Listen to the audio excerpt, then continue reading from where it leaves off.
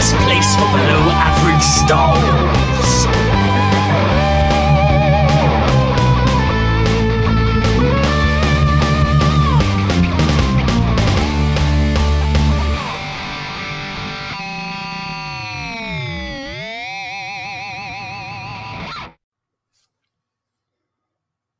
Hello there.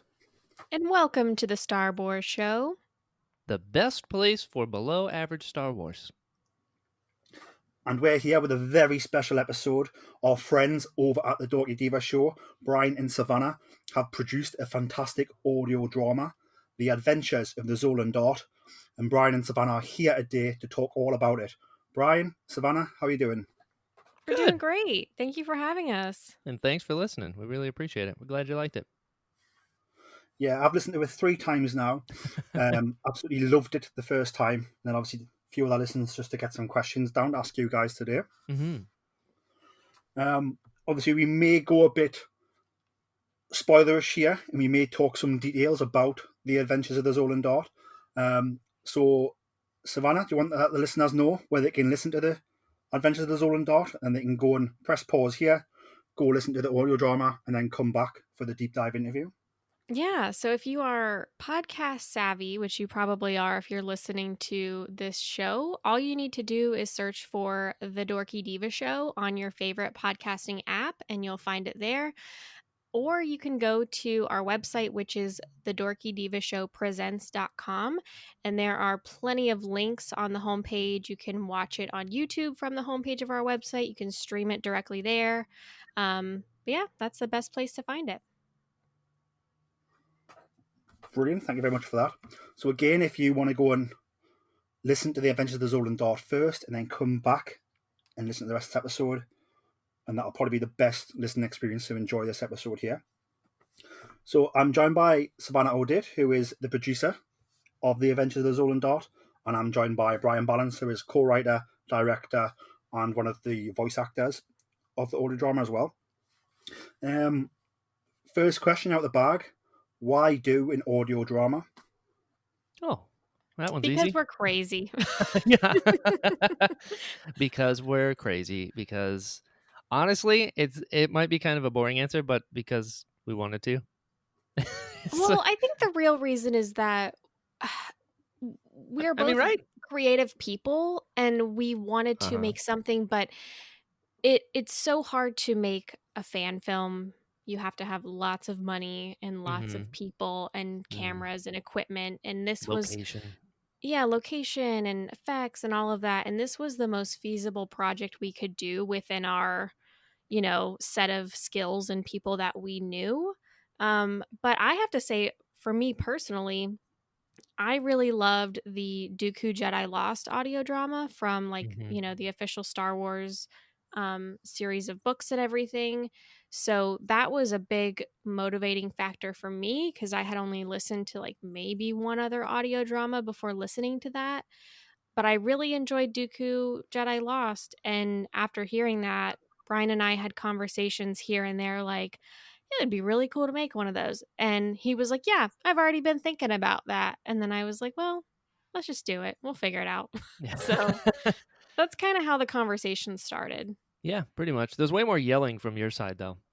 Because, I'd been thinking about it for a long time, because I love audio dramas. I just think the medium's really cool. And, being a podcaster, we're always listening. And for all the new Star Wars books, I usually get the audiobook just because it's a straight up production, with music and sound effects and incredible voice actors and stuff like that. So I've wanted to make one for a long time. And then, Dooku Jedi Lost came out. And I remember going to Savanna thinking she was going to shut it down because she's, iron-fisted and a tyrant over at the Dorky Diva Show. This is a call for help. But I asked her, and I was like, hey, what do you think about making an audio drama? And she was like, yes, we're absolutely doing it. And got super excited. And I was like, whoa. Okay, cool. Yeah, how we gonna do this? You caught me on a good day. I did. I missed those days. And so and she was like, all right, go write it. And I was like, oh yeah, that is how this starts. And we did. I did. Yeah. Yeah, I wrote my first draft. I like threw it up in like 2 days. It was like 30 something pages. And And I then was like, wow, this is so long. yeah, yeah. And then it doubled. Yeah. So I was like, okay, here's just I just I didn't plan the story at all. I just started writing it, and that's what I did. So then I sent it to my friend Victor Espinosa, who's an author in his own right. And I was like, hey, what do you think of this? And what he would do is he would send me questions back. And so basically just if there were plot holes or if there were things that didn't make sense in a scene, Victor would be like, why are they saying this? Where is this happening? Why are they going this way instead of that way? Can you explain this more? And I would go back and I would answer all those questions, by putting it into the story, send it back to him. And we did that for 3 months. And we ended up with 9 drafts, and the 9th one was the final script. And it doubled. Yeah. Went from like 30 something pages to, I think, the final 60, 65, 66 pages, something like that. Mm-hmm. Mm-hmm. So yeah, that's why Victor got half a writing credit, because with him, the script literally doubled. It was awesome. It was learning, lots of learning. That's going to be the theme of this. Yeah. It was a learning process the entire time, but it's been great. It's been great. Yeah, I think it highlights the positive side of sort of Star Wars fandom. I know the negative side sometimes gets a lot more attention than the positive side, but obviously, Mm-hmm. I think the circles that we certainly hang around in and speak in and socialize in, like everyone's usually really helpful. And obviously, you've had your friend there come on and help you essentially co-write a script here. The script doubled in size because of his help. Obviously, the absolutely fantastic sound design in this audio drama, which is sort of all made from scratch. Obviously from Christina Morse. Let's just talk about her for a half hour. Yeah. Oh my God. Listen, this whole promotional tour of this podcast is just going to be building an altar to Christina. She's fantastic. Incredible. Brian, I feel like we need to share the story of when we first approached Christina about this project. Go for it. So, sorry to get a little derailed, Peter, but it's so funny because you wanted us both on. So Christina was a listener of the Dorky Diva show, and we got to meet her at Celebration Chicago. And, we had been friends with her online for a while, and we knew that she was very into sound design, and she was an editor, and she was doing all these amazing things. And when we thought of doing this audio drama, we were like, we probably need her. We probably need somebody to help us do that. Who knows what they're doing. And we reached out to her and we said, hey, we have this idea. Would you like to hop on a call one day? We'd love to share more about this over the phone and see if you're interested. And she was like, sure. So we got on the phone with her and we're trying to figure out what all she was capable of doing, but we didn't know how to ask because we don't know anything about sound design. We couldn't be like, hey, could you do Foley for these sorts of environments? And we had absolutely no idea. So the call was very strange. We were just like, well, do you want to help us? Yeah. Okay, great. What can you help us do? Yeah. It was so funny. And then afterwards, to be honest, I was petrified. We got off the call and I texted Brian and I was like, I don't know if we can do this because I don't know what she can do.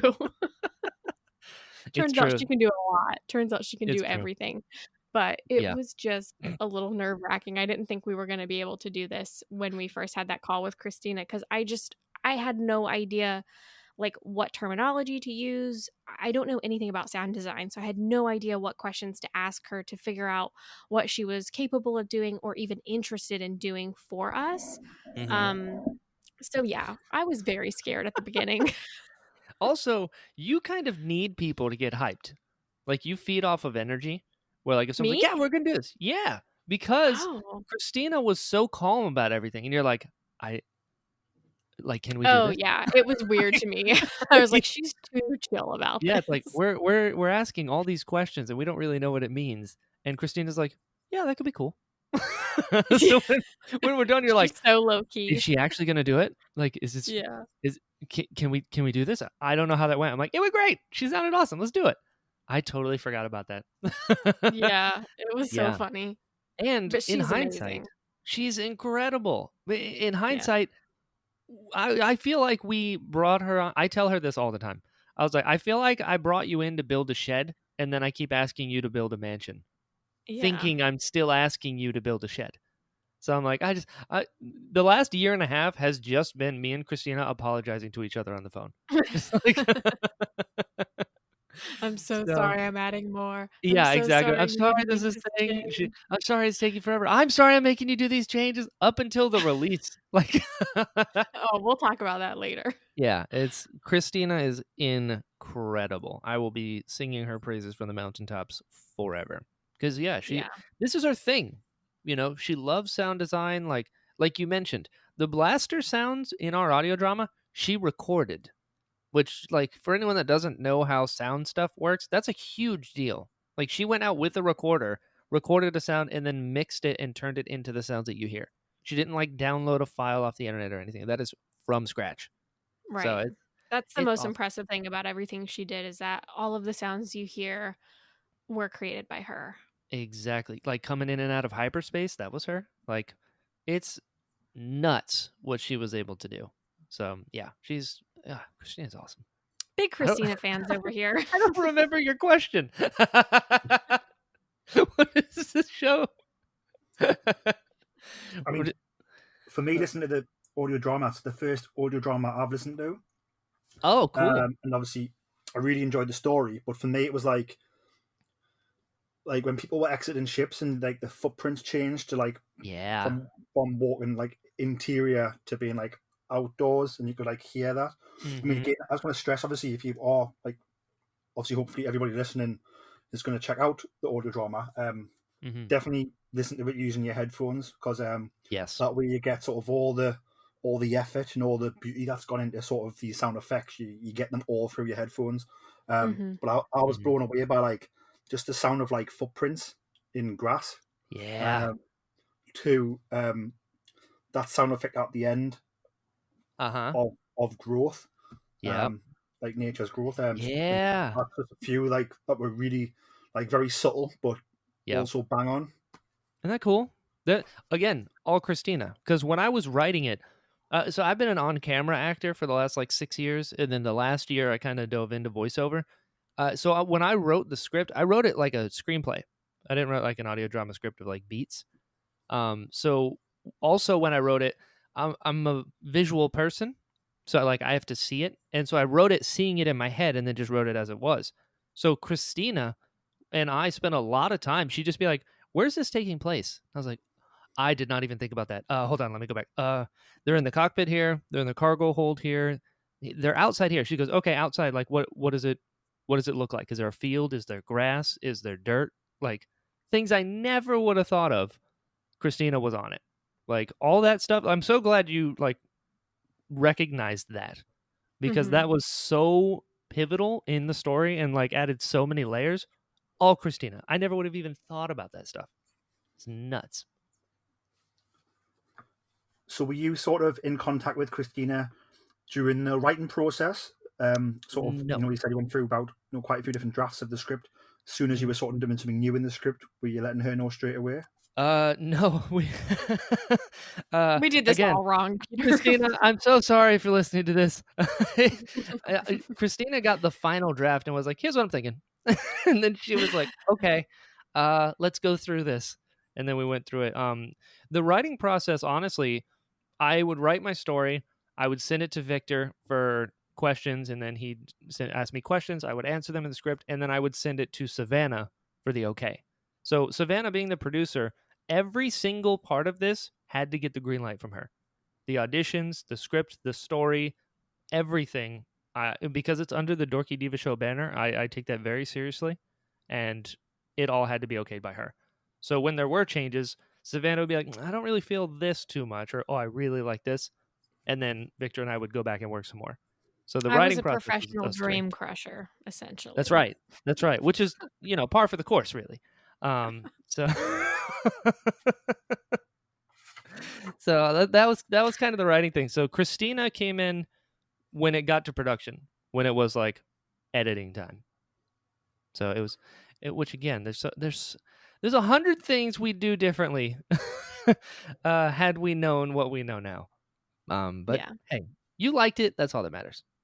But that's sort of like what Star Wars is all about. If you think about, the documentaries where you see the lessons that George and ILM learned on the first movie, and they were flying by the seat of the pants and making Star Wars in 1977, sort of figuring out actually how to do what they wanted to do. Exactly. And then so you guys here are sort of following in that same sort of creative footsteps, which is really cool, I think. That's gonna make me cry. How cool is that, Brian? I mean, it's a lot. I appreciate it. Does mean you need to do a sequel now? I mean, we'll see how it goes. Well, I will say that we've had an overwhelmingly positive response to the first one, which has been very nice, especially given, all the work that I went cannot into tell it. you, Peter, how often Brian would come to me and say, I just really hope people like it. What if people don't like it? What if people don't like this part? What if they make fun of the characters? What if they don't like it? And I'm like, they're gonna like it. It's fine. So the fact that people have listened to it, listened to it. Listened? I'm tired. Now that people have heard it and have enjoyed it and have told Brian how much they loved it, I'm sure that's like a huge weight off of his shoulders now, and we can at least start having conversations about doing a sequel if we want to. Yeah. Well, because the thing is, we all know how Star Wars fans can be. We're Star Wars fans, and like, I remember when, like, one of the first days, it might be the first day of recording, with Kayla. I mean, think about it, this was over a year ago. Kayla asked me, like, what do you want people to feel from this audio drama when you're done? And I was like, honestly, I just want it to feel like Star Wars, because there's this intangible feeling, like, Star Wars when you see it. It's ethereal. You're just like, all right, yeah, that felt Star Wars to me. I don't know what that is, but you know what it is when you see it. So for me, I care so much about the story. I care so much about Star Wars, as do we all. And I just wanted people to feel like, oh, right, this is Star Wars too. Because we didn't make it for ourselves just to listen to it ourselves.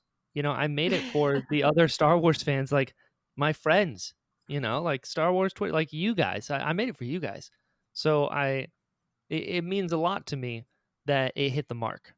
You know what I mean? Because, like, if you didn't like it, I'd be like, all right, cool. I guess I'll listen to it. Maybe.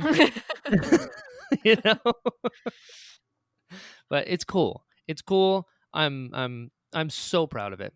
I'm so proud of the final product, and Christina is as well. And just that's what really matters to me. I wanted Christina to be proud of it, and I wanted people to like it. And it seems like both of those things happened. Pretty cool. Pretty cool.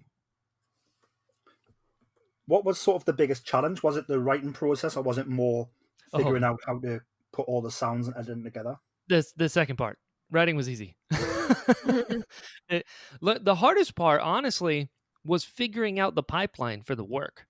Like figuring out an actual workflow. Yeah, because we don't know what we're doing. We've never done this before. Christina's done sound design on stuff, but none of us have ever done an audio drama before. So learning every part of this was a learning process. But the hardest part, was just figuring out a way to where I could get the recordings from the actors and then edit them into the timeline and then send that to Christina, because we were using two different programs, so we couldn't just hand off a timeline workspace. So there was that, and we didn't figure out a good way to do that until like last week. So it's still, we're still learning stuff. But yeah, no, the edit for sure was the work handoff, and the edit was the hardest part, because it took long. That's what it was. It's not that it was inherently difficult, like, by itself. It was difficult because we, and by we I mean me, kept doing it wrong. Well, and from my perspective, because I was way less involved than Brian was, Brian worked very closely with Christina and obviously all of the actors because he was the director. And from my perspective, a huge challenge that I heard about was the microphone quality and the recording quality of all the people that we had involved in the story, because Yep. Brian and Kayla and Logan, who's like the main three, the crew, they all are very fortunate to live in the same area. Yep. So they were able to record in person. This was well before the pandemic ever started.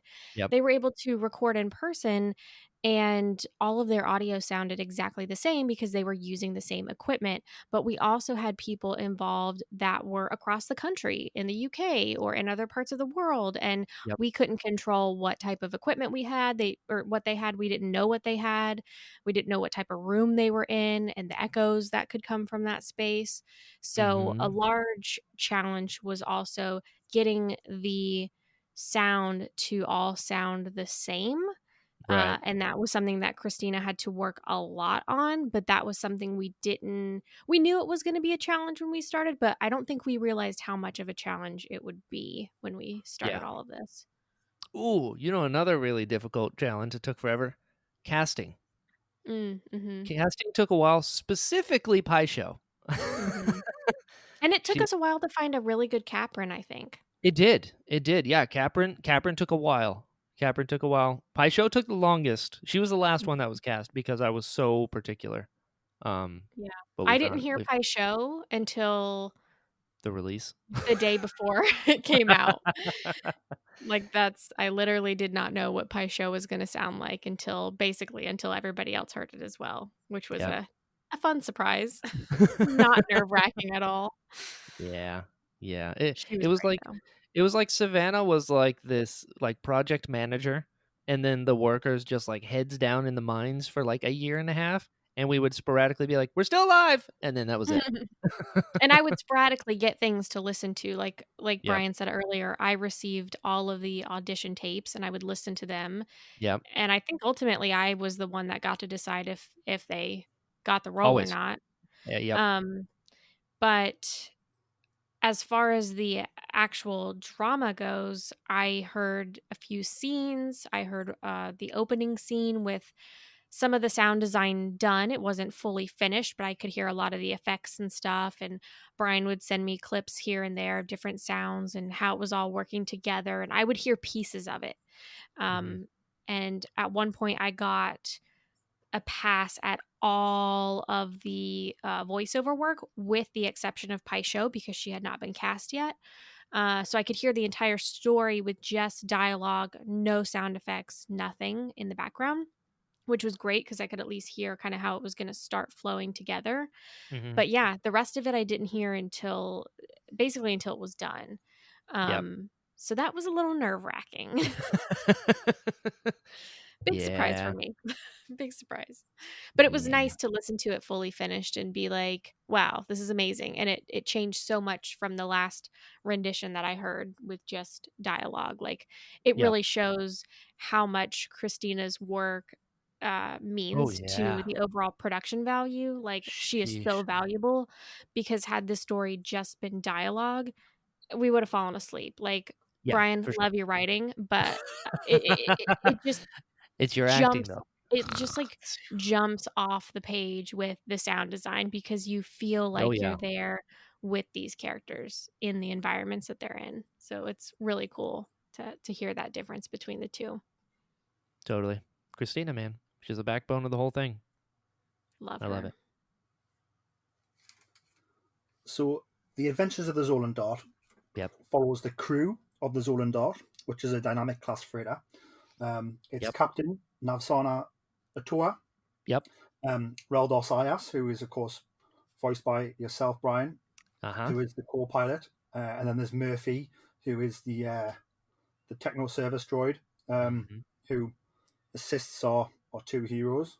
Is it fair to say he's a third hero? Definitely. I mean, don't give him too much credit. Come on, that's my boy. He is definitely a hero in his own right. I mean, he's fine. One of the things I loved was I love Murphy and Reldor's sort of back and forth. Sort of, I don't know. They're almost sort of like best friends, but not best friends. Like they're almost best friends and best enemies. Who does that remind you of? Yeah. I may have drawn a little bit of inspiration from another Star Wars podcast that just argues all the time. So when I was listening to it, I did have like I had that in the back of my mind. Like this is a bit like when Brian and Savannah are talking about Yeah. something that splits them down the line on the Dorky Diva show. Yeah. Yeah, there's a lot of that. I filled this thing with Easter eggs and nods to either our friends or the show or just random things that I really like. It's there's so many references in this thing. So Who is your many. favorite character? Mine? What's Savannah? Savannah, who's your favorite character? Well, And why is it Reldar? I'm gonna pick two, okay? Okay. My first one is gonna be Melio because he Yeah. is so funny. Like, I Yeah. remember hearing this scene for the very first time and I was cracking up. And Melio is actually voiced by Victor, who is our co-writer. Yep. He is so funny. So I love Melio. I love that entire scene with him trying to sell the monkey lizard to Navsana. Um, it's so hard to like pick a favorite. Like I love the main crew and I love them all for different reasons. And it's so funny because I feel like Reldar and Murph, it's Brian and I, but Navsana and Reldar is also Brian and I. Yeah. So it's hard, but I I also love Navsana, and I think a large part of that is due to Kayla's like amazing performance for this Yes. character. She brings so much to Navsana. And Agreed. Navsana has a very complicated backstory, which I think you can infer from what you've heard in this one. But I just love her. She's great. And I'm really happy that Kayla was involved because I really have no idea if I would have enjoyed this as much as I did if we didn't have Kayla to voice Navsana. Yep. Yep. Not bad. Not bad. What about you? My favorite is Pai Sho. She's Shocker. it's you guys have no idea how much Savannah has dealt with me gushing about Pai Sho, which sounds weird because I created her. But I just think she's great. She's an ortolan, which is a Max Rebo species. It's a little blue elephant, but she's a mechanic. I loosely based her off of Kaylee from Firefly, and she's the best. She's so cool. Pai Sho is my favorite, and yeah, like we mentioned before, she was the hardest one to cast because I had a very specific voice in my head of what she sounded like, and my God, I went through so many things to try and find someone that could do it. I went to casting websites. I went to everyone that I've met, and I'm like, "Can you do a Cockney accent? Can you do a Cockney accent?" And I was like, "It's all right. It's not quite right." But to let you know the lengths in which we had to go through, we also casted this thing in secret, because we didn't want anyone to know what we were up to. So that was difficult. I couldn't post like a public cast thing. Hey, we're making a Star Wars audio drama. So I literally would go to like Twitter and Instagram and search the hashtag voice actor and just go through. And I spent hours and hours and hours.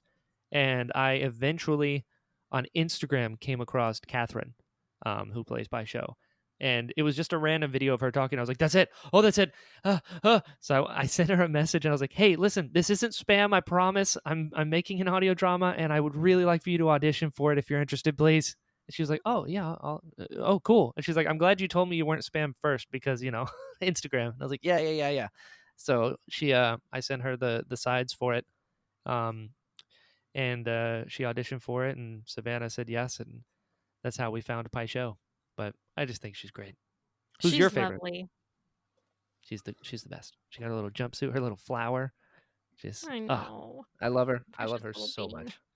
She is. Peter, who's your favorite? So I really love Melio as well. I knew it. I knew it. Didn't I say that? I knew it. Yeah. And the reason why is that do you know the Mummy movie featuring it would have been the one with Rachel Weisz and Brandon Brendan Fraser. Yeah.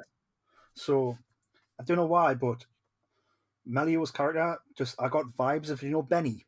Oh yeah, you're on the wrong side of the river. Yeah, and like how Benny sort of, depending on who Benny's talking to, yeah. he just tries to make them happy and say the right thing to get them like to live another day. That's a great point. Yeah, I could see that. And then when Melio's going through the different types of monkey lizards, depending Yeah. on what Navsana is into, I Yeah. just felt it was a bit like when he's sort of. Do you remember when the mummy's about to kill him and he's Oh, like yeah. praying all the different gods? Yeah, the different necklaces. And it's like, if you are a religious person, you should know that by praying to any god you can isn't like definitely not going to work. Right. But and then the last one, obviously, I think it's It's the language of the slaves, he says. Yeah. Do I have this movie memorized, Peter? Yes, I do. So was that a reference for that, or is that just a coincidence? That's a great question. I'll have to ask Victor, because I'll be honest with you. So I wrote the script, like majorly, and then Victor helped me workshop it. The Melio scene is 100% Victor. We just talked about different scenes that we wanted in this section of the story. Like, what if we had a guy that was like a Kawakia monkey lizard dealer? That'd be kind of fun. And he was like, "Oh, I think I have an idea." And he wrote this scene, and it was so perfect. I literally just copied and pasted it. And then Victor's like, "I have an idea for this character," and I was like, "Well, you wrote it. What are you thinking?" So he sent in a tape of him reading it. I sent it to Savanna. She loved it, and that's how he got it. So I'll have to ask him. This is the guy. Yeah, I'll have to ask him how he came up with that voice, because I think it was just a random like accent he had in his head. But I'll ask him. It's a great scene. Victor is such an incredible actor that like the little things he would do, like lifting up the heavy one that's strong, and like like so many things. And one of it makes me laugh every time when like Navsana's in the scene. Navsana's trying to get some information from him, and he's just not listening to her at all. And at the end, he's like, "Oh, why didn't you say so?" Yeah. it's so. My favorite part is, I have two favorite parts. I love it when he's like, "Yeah, Pactu's place. There's a bunch of plants outside," and then at the end he goes, "There's always another time." It's like, always another time. I love how he says that. It's so fun. Definitely. Like, Gold. in my opinion, I think it's the funniest part of the whole audio drama, and it's nice because it fits almost right in the middle of the story. Yep. So it's a nice kind of like break between everything going on. It's a good, funny scene, and yeah, he's great. Love I agree. Good choice. I mean, that's kind of the thing with Star Wars, though. It's like the humor is so is so specific. That it's like you can go too far, but like it's. I don't know. I can't really explain it, but it does fit. It's kind of cool to listen back to when you're like, "Oh, right, this doesn't feel out of place at all." Like Star Wars is fun, and I feel like we got the fun in there. I'm really proud of that. Yeah, I laughed quite a few times through. I think there's a line at the very beginning in the opening chapter where I think it's your character Brian is a bit like does like a sarcastic voice. Oh yeah, thanks, yeah. Not like I really chuckled when I heard that. Yeah, like really did sort of. It was good because it was quite a serious situation that was going on there. Obviously, the ship might blow up if it comes out of hyperspace wrong. But then there was that little bit of sort of humor in there, which sort of just brought the tension down a bit, which is fantastic. I thought anyway. There's a part at the end that I don't know, Brian, if it was in the script or if you added afterwards, but I never really noticed it. But at the end, when Murph goes, "Oh, you're always thinking with your stomach. Reldar, you disgust me." I died laughing. You disgust me. It's that was in the script, but Logan's read was just so good. It's so deadpan. Just always thinking with your stomach, Reldar. You disgust me. I feel so weird like patting myself on the back for these things, but the actors did such a good job that that's from the beginning of like Reldar talking about like food, and then Murph at the end brings it back. You disgust me. You disgust me. It's so Murph, that guy. I love him so much. Yeah. No, that's a good one. That's a good one. Melio is a common answer from a lot of people. They really, really like that scene. Last night I got a request from my friend Caitlin, and she said, if you guys do another one, I need more Melio. That's We're so going to funny. need to give Melio his own spinoff. You know what? Victor and I have been joking about that. I was like, "Hey, funny. I'm getting a lot of feedback that people are really liking Melio." He's like, "Really?" And I was like, "Yeah, I like a lot." And I was like, "We'll just do a whole Melio story." And Yeah. he's like, "Actually, you know what? I'm going to do this for you, Peter. You've officially got us comfortable." So so I texted Victor about that, and I want to read you what he said because I was like, "Hey, people are really liking." Okay, so he said, "So what you're saying is we write the Adventures of Melio and expose the monkey lizard trade, or at least make him our own cabbage merchant / recurring character? I'm in. We'll expose the monkey lizard trade." Could you imagine what a hilarious time that would be if the whole That would story be was just about him? so funny. Like, how does he really treat those monkey lizards? You know, Oh, he treats Well, them yeah. great. And he could be like, imagine, obviously we've seen monkey lizards be like pets, Yep. but we've also seen the Mandalorian being food. So let's just say you're right. Melio sells 6 of them to somebody who promises to have them as pets. But then Melio finds out that this guy's going to cook them. So then Melio goes on an adventure to rescue them. oh my God, this is so cute. Now listen, Peter. I hope you're ready for a writing credit because that's a great idea. 100%. I love we could talk about that scene for forever. They'll be your I best know. friend or your worst enemy. You decide. It's North, Well, south, the other one. He'll never yeah, forget them. that's my favorite part of that scene. The north, south, east. The other one, he knows them all. He'll never get lost. He's like, I don't know, but he does. Monkey lizards. Oh, it's so good. It's so good. And that's all Victor. All Victor, man. He wrote that scene. He's the actor in it. He's way too talented to be a single individual. Like, how do you fit that much talent into one person? It's bonkers. Obviously, I mentioned before about how obviously I thought Melio made me think of the Mummy. Mm-hmm. I also picked up a lot of Indiana Jones vibes from this story. Cool. So there's a mention at the beginning of like in the cantina, they mention that there could be like drinking competitions, Mm-hmm. which straight away made me think of Raiders of the Lost Ark. Uh-huh. Mm-hmm. Obviously that scene where Marion is sort of drinking that big guy under the table to win the money. Yep. Was that a direct callback to that, or? It was kind of, yeah, it was a callback to that. It was a callback to a lot of scenes, like and just singing more of Christina's praises. The way that she was able to make that cantina feel like space, you know what I mean? Like it had room.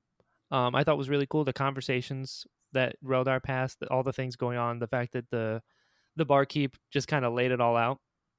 It was an homage to like all cantina scenes that were like, there's a lot going on here, and like, you know, we got a Wookiee over there that does arm wrestling. We got this guy that takes bets on the races. We got Sabak over here. Like, what's your poison kind of thing.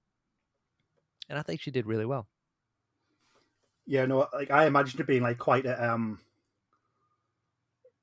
spread out, almost like Maz's Castle Cantina. Like how it's like it's windy, but it's like it's got many different areas and like there's a lot going on and something different everywhere.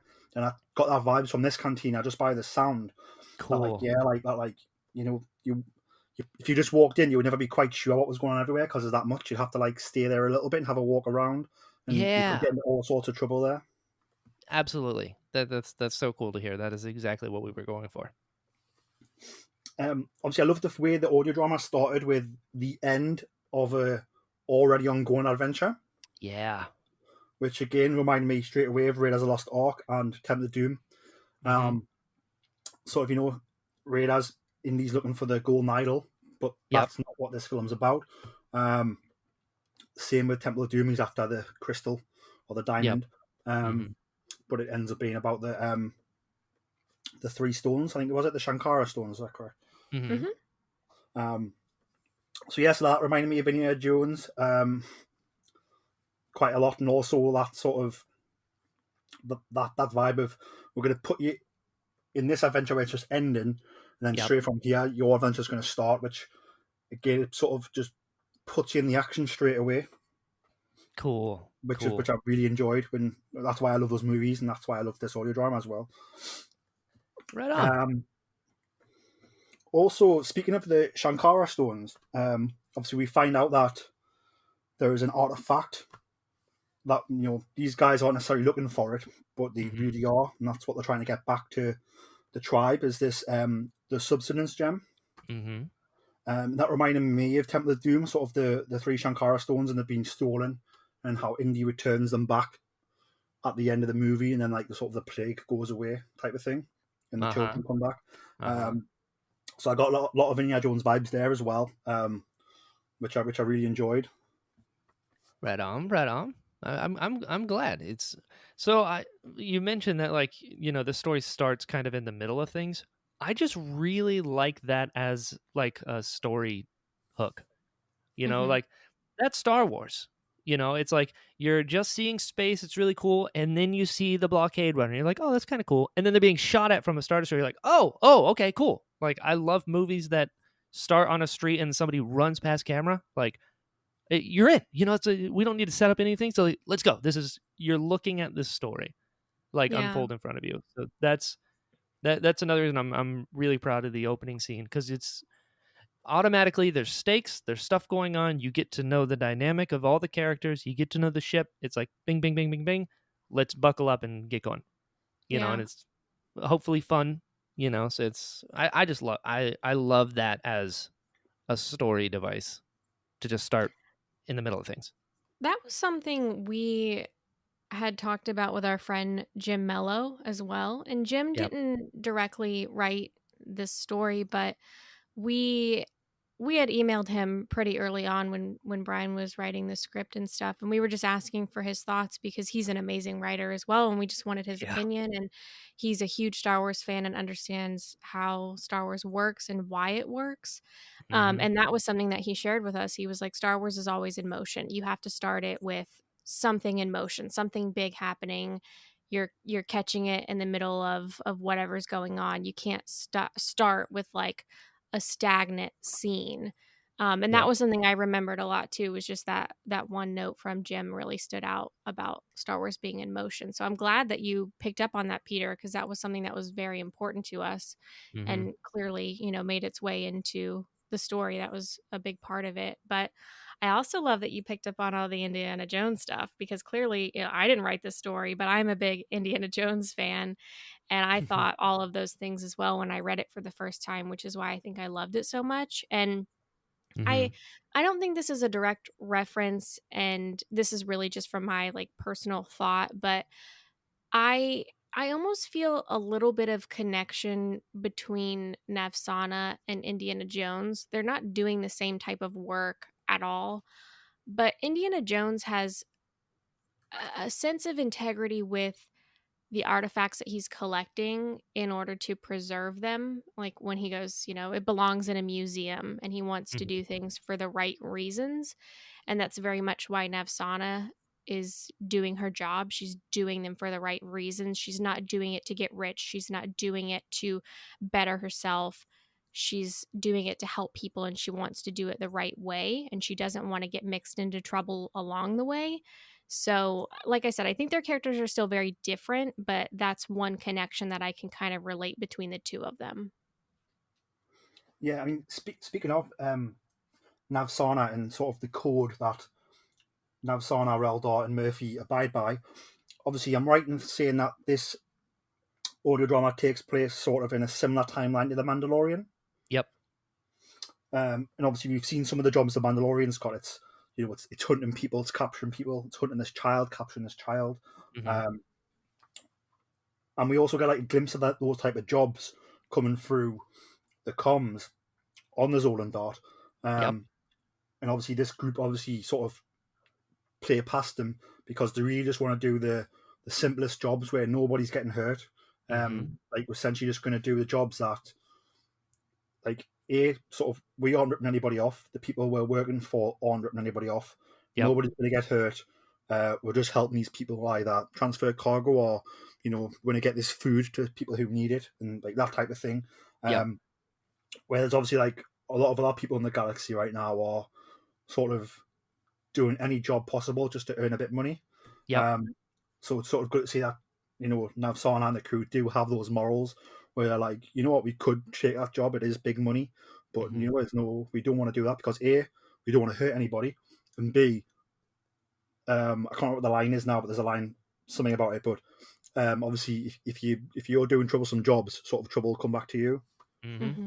Dangerous jobs lead to dangerous consequences. That is the one. Yep. Yeah. I'm glad you picked up on that. That was another thing, like when we were originally breaking the story, I wanted to do something different. Like everybody, like we all love the smugglers, we love we love Han Solo. But I didn't want to tell a story like that.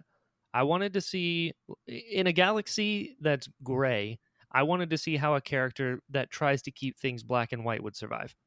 And that I love the time period after 6 because there's no central government that's like super set up.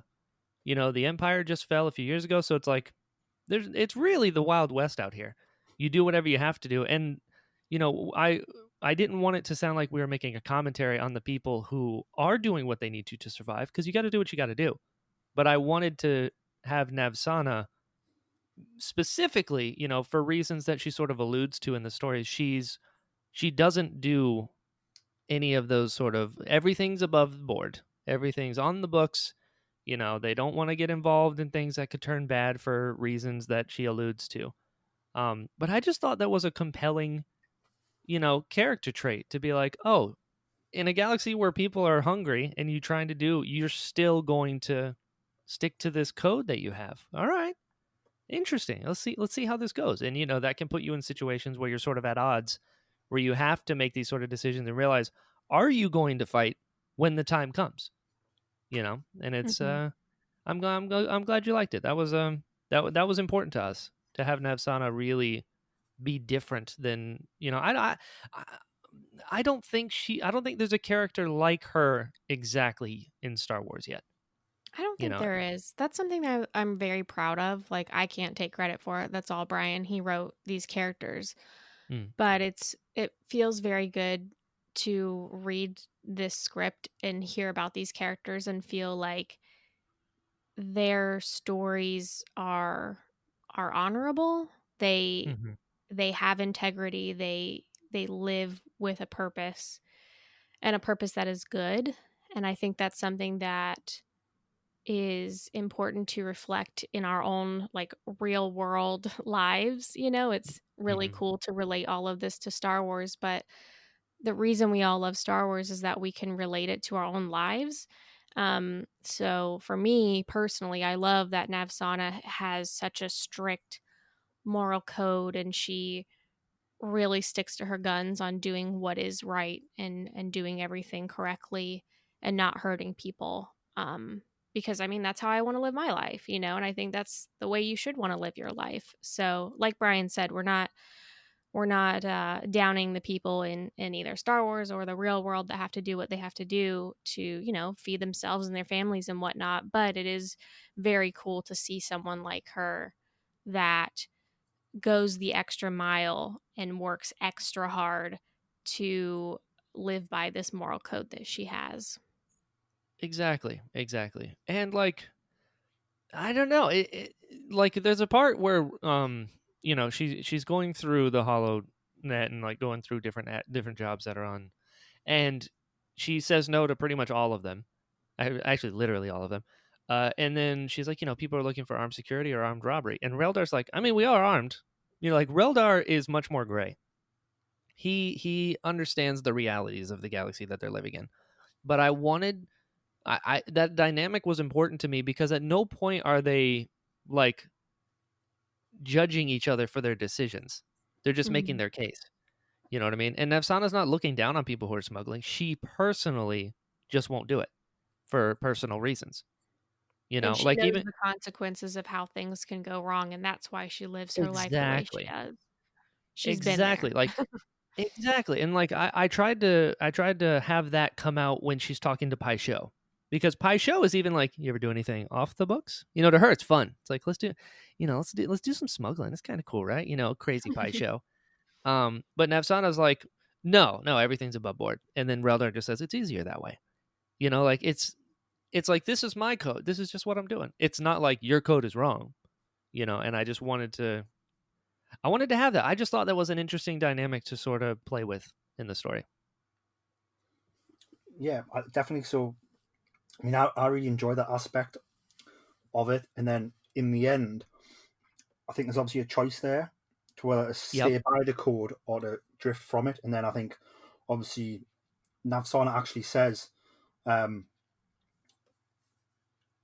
to the villains after they manage to scare them off, sort of leave now and never come back. So sort of instead of sort of, you know, going after them and hunting them down and destroying them, it's like, no, I'm going to give these people a chance to walk away now. I mean, first things first, is that line from Gollum from Lord of the Rings? Yeah, it is. I just liked it. It's funny when I listened to it the first time and I heard the line, I was like, where's that from? Where's that line from again? And in my mind, I was like, you have heard it. And like, and here's something that we never spoke about either, which I've just learned that you guys are into it as well, like based on like looking at your tweets the past few months. But like, I'm quite into Lord of the Rings as well, even though we've never spoken about it Peter. together. So don't open that can of worms. You don't have time. We won't do that today, but no, definitely in the future we can all sort of talk about Lord of the Rings. But yeah, that line. So it was the second time I just played it back, and I was like, and I actually like did it like, leave now and never come back, and I was like, yeah, like, you know, he says it like 3 times almost to himself. And I was like, it's Gollum from Lord of the Rings. All right, I'm gonna ask him about that. Man, Peter, you picked up on so many things. I love that. Yep. That's no, you're in good company here. We are obsessed with Lord of the Rings. Like, I'm growing up.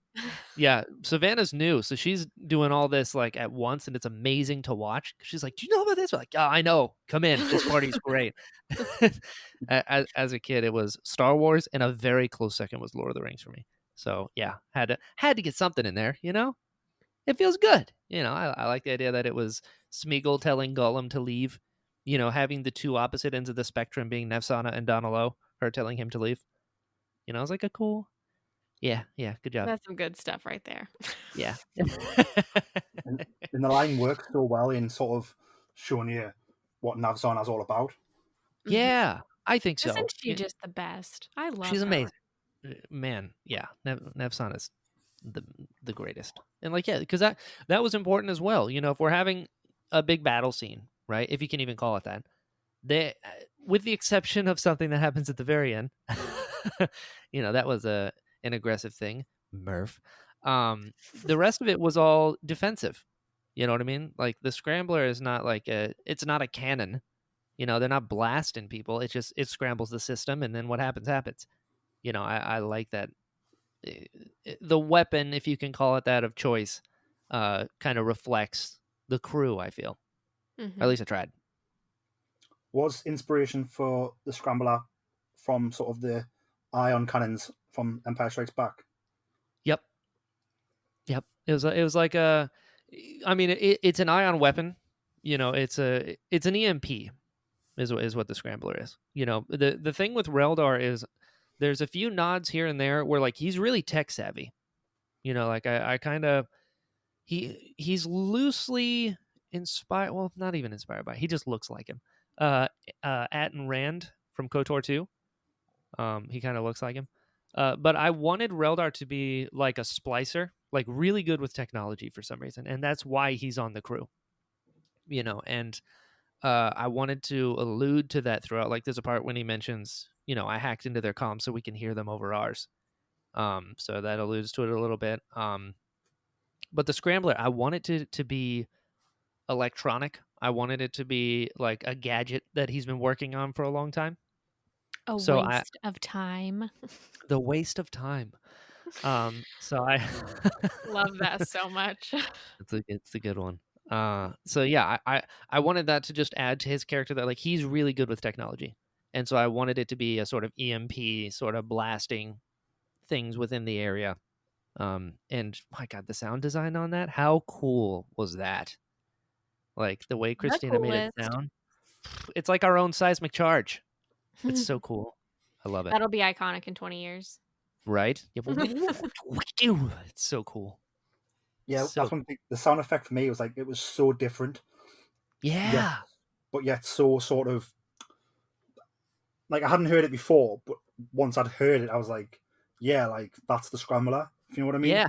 Like, sort of Yeah. straight away, like it was sort of very memorable, but hadn't heard it before. But straight away, it was like in your face. Yep. Definitely, like again, hats off to Christina, brilliant job. Speaking of Reldar, I think obviously he's portrayed a bit as being a sort of maybe not silly, but maybe a little bit sort of like a little bit dopey. Uh-huh. Uh-huh. But I do feel that he is sort of he is the hero of this episode anyway. Like I think Oh, he interesting. goes into that cantina Yep. to sort of to play Sabak, Yep. and whether he's trying to do it or not, maybe it's by accident, but he finds out about the green scales, Mm-hmm. and that's good information that helps him later on. Yep. Again, the scrambler. Without the scrambler, our heroes don't save the day, and he creates that. So I think he really is. Although he might not actively be trying to do that when he's doing these things, but these things he does do, like, do result in a win for the heroes. I like you, Peter. You know what? You need to tell Murph that. Wow, I had not thought about that at all. Yeah, I mean, the way that I kind of see Reldar is he's like aloof. You know, like he doesn't really know what's going on. Like he has a gambling problem. So he goes to play Sabak, and that's one of my favorite scenes with him in the barkeep, because she's basically saying, you don't belong here. This place is really dangerous. The way that you walked in here shows me that you probably shouldn't be here. And Reldar's like, please, I can handle myself. All right, it's gonna be fine. So yeah, I hadn't thought about that he yeah, that's cool. Wow. Congrats, Brian. You're the hero.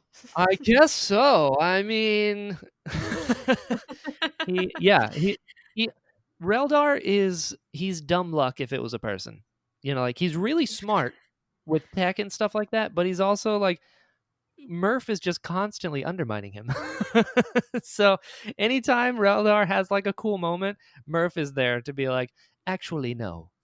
So I like that dynamic between the two, because Murph is a droid, right? So Murph is like, you know what?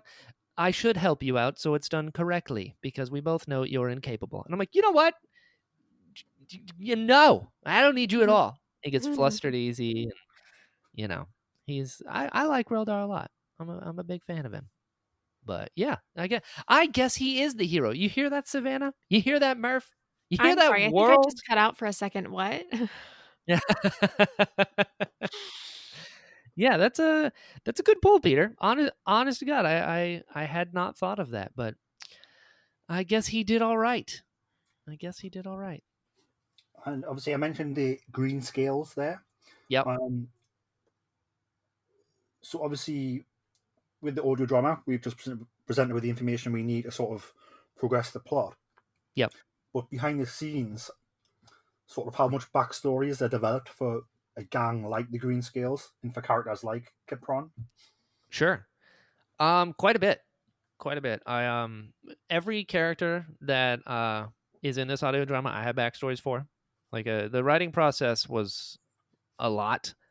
And that was something Victor and I talked about quite a bit as well, because we had to establish who the characters were before writing the script.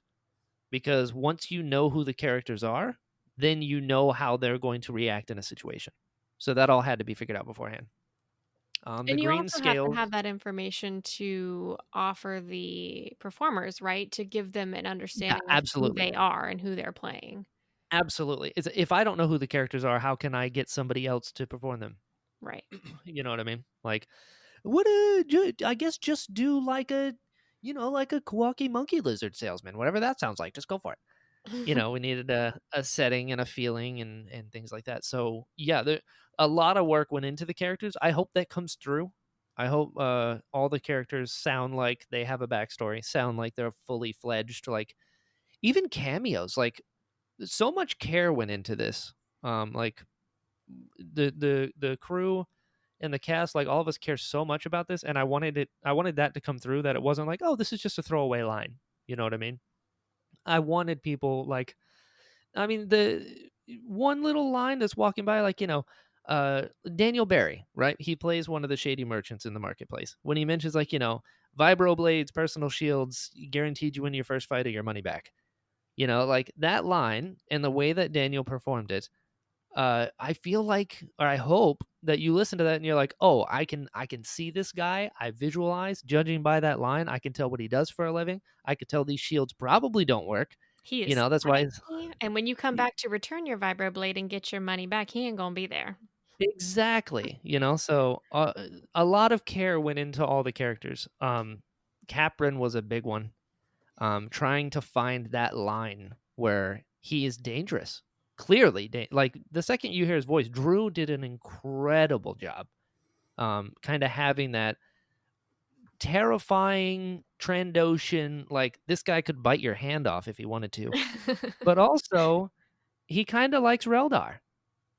For some reason, this dumb human just walked in and sat at the table like he owns the place, and he isn't, and he keeps losing, but he keeps playing.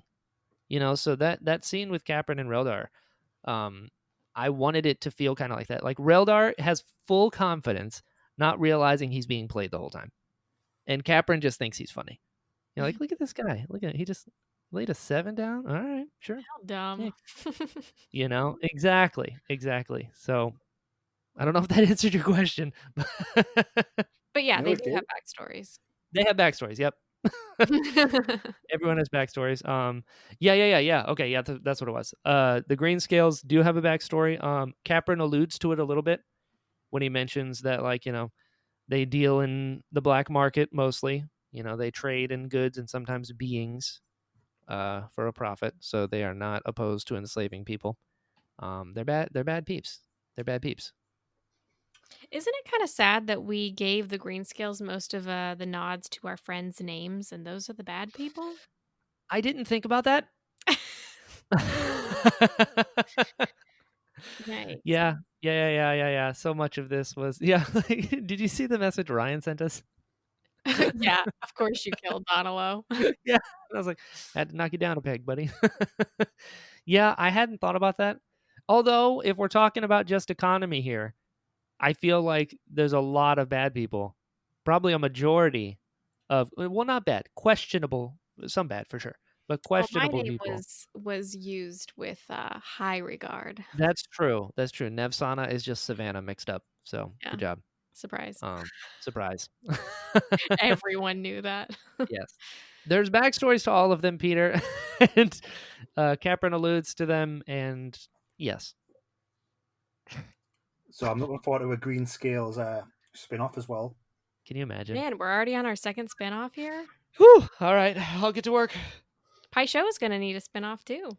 I agree with Might that. as well make 3 of them. Let's just make all of them. Okay. There was, Wants what, to give us 30? money. That's 30. Let's do the we'll just pick a random transmission, be like, what if they had gone? Yeah, the Twilight Adventures of the Zolan Dart.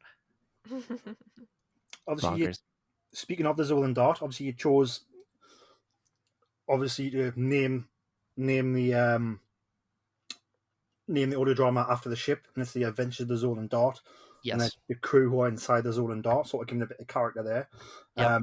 To me, that reminded me a lot of Firefly in the movie Serenity, that type of feel. 100%. And also reminded me a little bit of Farscape, where you have obviously the spaceship inside Farscape's like a living ship, and it's like the character, although it's not a character. And obviously, as we know with Star Wars: The Millennium Falcon, like it's very much a character, even though it's even though it's a setting and it's a prop, but it's a character as well. Was that something you were actively sort of trying to do with the Zolan Dart? Absolutely. Yeah. And I'm glad you picked up on the Firefly. There's actually a few Firefly references in this thing. But There's I'm not probably gonna tell more you. Firefly references than anything in this. I would think. Probably. It's my favorite show of all And time. some of it is probably unintentional, Probably. because you just love it so much. I do. I'm gonna say Pie Show is based on Kaylee from Firefly. Mhm. I just think she's great. Like that the scene in Firefly when Kaylee gets the really nice dress and goes to the ball, and then she's in the corner talking to all the like older men about the ships. Like I was like, there's Pie Show. That's what I want. I want this scene to be that where like she's got her jumpsuit, she's got her little flower, she's awesome, but also she recognizes a dynamic class freighter just by the name and is like, I will give you a discount if you just let me look at it. So it's like the scene. One of my favorite scenes in the whole thing is when Pai Sho first sees the dart, and I kept telling Christina, I was like, I want this to feel like when Han first sees the Falcon.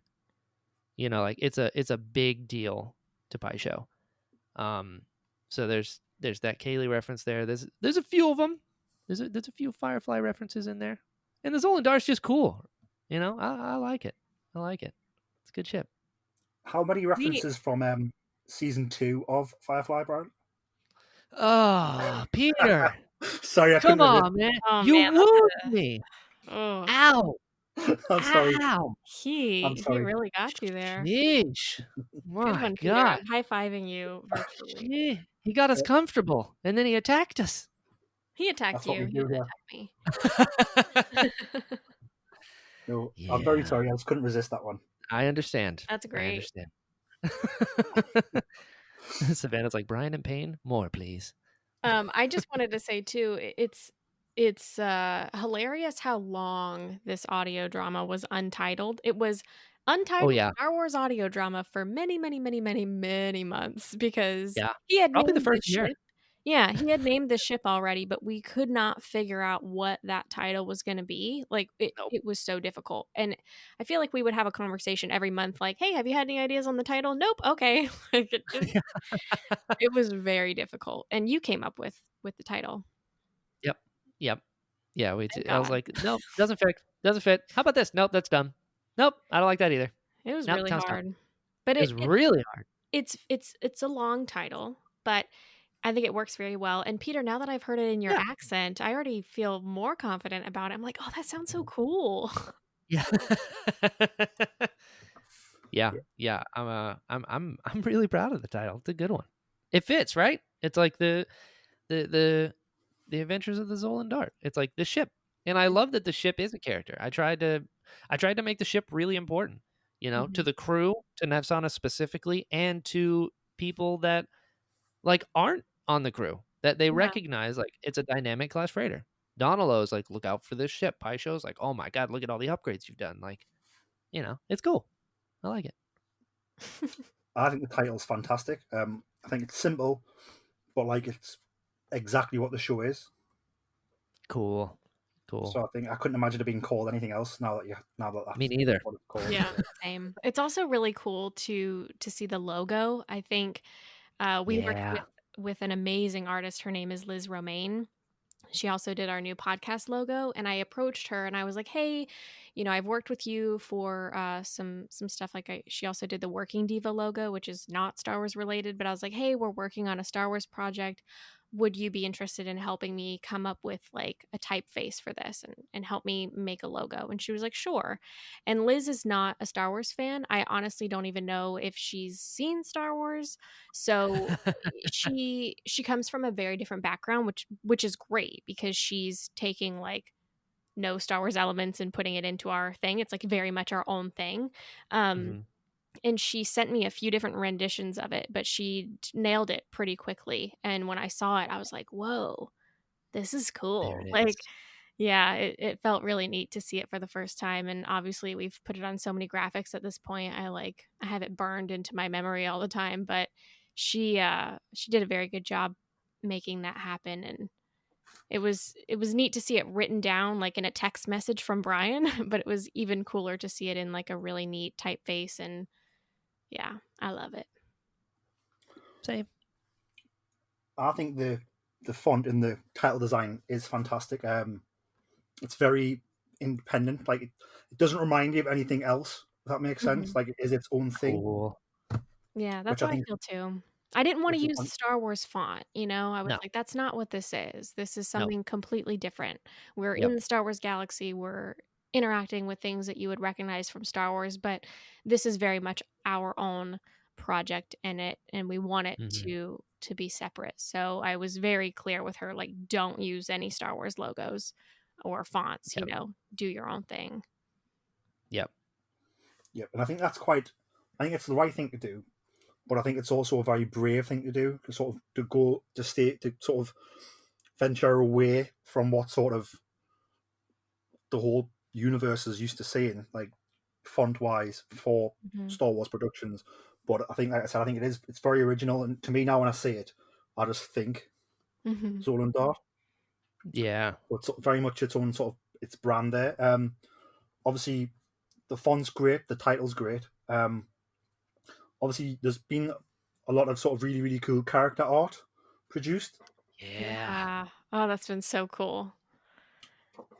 So what? Like two questions.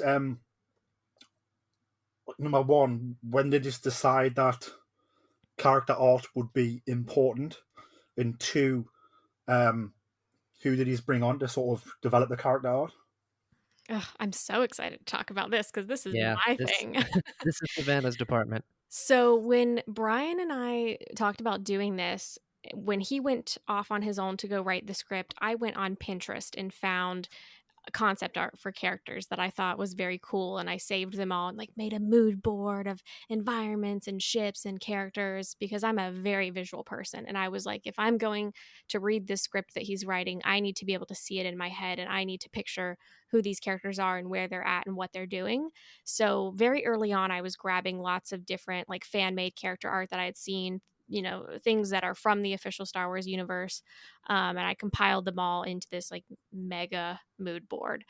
And I took that and I first approached my brother, Chase Kiefer. He's an incredible artist. And I was like, hey, can you make a poster for us? We would love for you to make this. Like we need something to show people other than just the title. And honestly, at that point, we may not have even had the title. We it was probably still untitled. So I talked to him. He was down and I showed him what I had for the characters in my head and the pieces of elements that I wanted him to combine.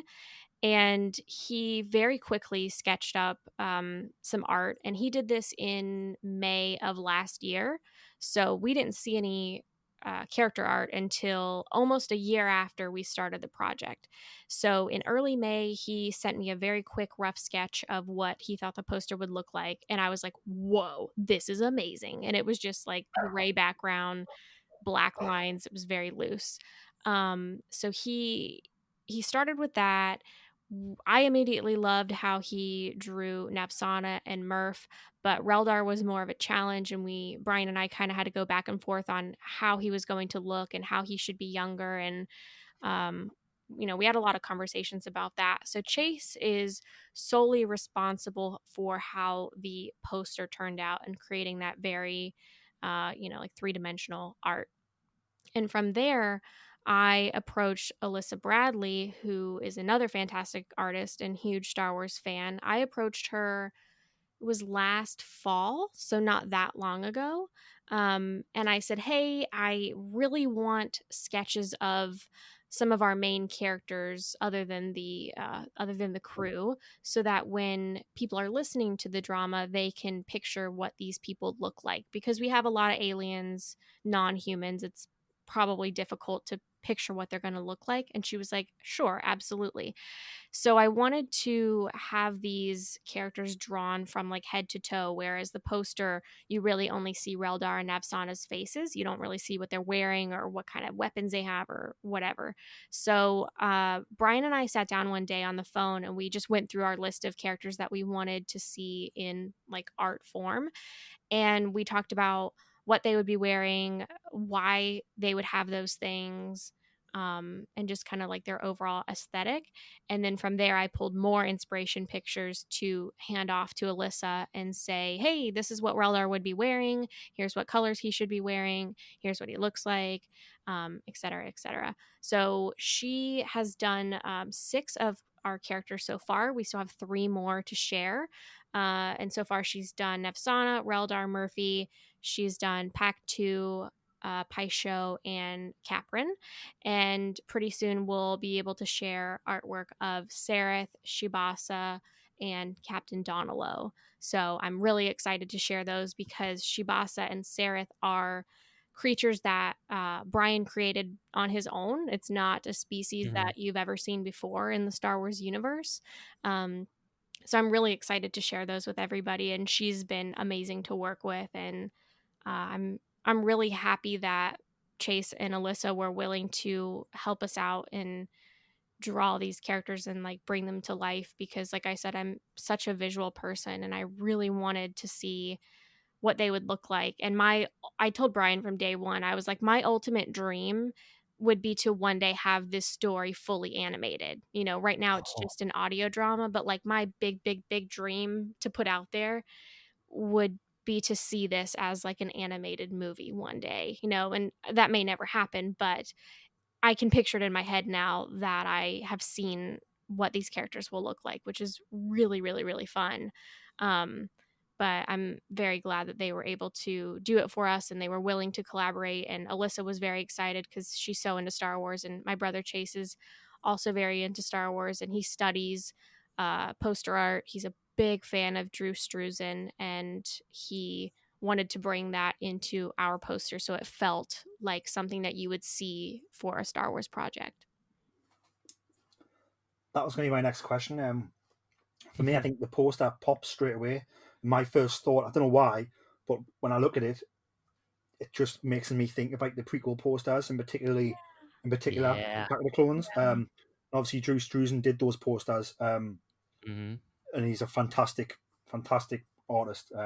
So yeah, I think all that was exactly what you just said there. It totally has nailed that vibe straight away, and it does just pop straight away. It's one of those things where if I didn't know you guys, and I seen this poster like stuck up in a shop window or something, I would like stop to look at it and be like, "Oh, what's going on here? This Star Wars." Even though it doesn't say Star Wars on it, I'd be like, "This feel, what's this?" I'd be interested straight away. So I think definitely nice. That's what we're going for. Hats off to the design team for that, because like I said, it is absolutely brilliant. That makes me very happy. That's a goal. Do you think that you'll be doing like? Obviously, I know you've got the Dorky Diva store. Do you think there'll be like prints available in the store once all the art's been released? Oh my gosh. I have so many ideas for products now, guys. Now that I've heard the whole thing and I see what people are into, I have many, many ideas. Right now I have my shop closed. I took a break for the holidays, but I am planning to reopen it either by the end of this month or in February, and there will definitely be some Zolan Dart things in there. Which is very exciting. I haven't started on any of that yet, but last night I made a list of dream products and I was like, let's figure this out. And I decided that for me personally, I don't think I'll be selling these, but I need a plushie of Paisho. So I can barely sew, and I'm thinking I'm going to take a shot at making a Paisho plushie. And if it goes well, maybe I'll make a few more, but I'm going to just try and see how it turns out. Yeah. That sounds awesome. Here's some things that I would like you to do, and I will have Okay. Pull out the list, Peter. What do we got? So sticker packs. I think all the characters should be in a sticker pack. Yep, I like check. it. Got that. I want the poster available as a print. Mm-hmm. Done. And then I also want all of the characters released in a 3/4 inch figure line. Okay. Hey. Okay. Can We're you ramping call up a little Hasbro bit. for me? Can you imagine a Paisho figure? I know. I was actually looking the other night. I was Googling to see if there were any female Nautilin action figures that are out there that I could Mhm. customize, and I can't Ooh. find any. I think it's only Kit Fisto who's a guy. So, Huh. we'll have I to figure wonder. that one out, Peter, because I want those too. Yeah. We'll go to the Fultons and be like, "Hey, here's a Max Rebo figure. Yeah. Give me Pie Show." Yeah. We'll figure it out. What else you got, 'Cause Peter? Yep. I just think the designs are so like, I don't want to use the word toyetic, but like they are almost very toyetic. Where when you look Yeah. at the Sure. character designs that are released, like they're so vibrant and so full of life. Mm-hmm. That you're like, Yeah. yeah, I could imagine that like being on my desk as a little action figure, because it's like Aw. so colourful and so like detailed. Yeah, definitely. Obviously, I know that's probably the hardest thing you could do merch wise is have figures made, but We'll no, I see think what we can do. the pop, same as the poster art, the pop Oh Ah, yeah. straight away, and your eyes are drawn to them. So I think they look fantastic. mm-hmm. I like it. I like it. And then last one for me would be some glasses and some mugs, because I can buy those and pretend them for Ooh, the house. Okay. that's a good idea. I I can had make not that thought about happen. that. I can make that happen. Interesting. Love these Would you? ideas. Sticker packs are like number one on my list because I need to stick Pie Show everywhere. Like that's definitely Same. happening, Peter. I want a mug. Now that we're throwing stuff out there, I want a mug that has Pie Show on one Okay. side, and on the other Mhm. side it says, "What can I do you for?" Okay, we can do that. Sweet.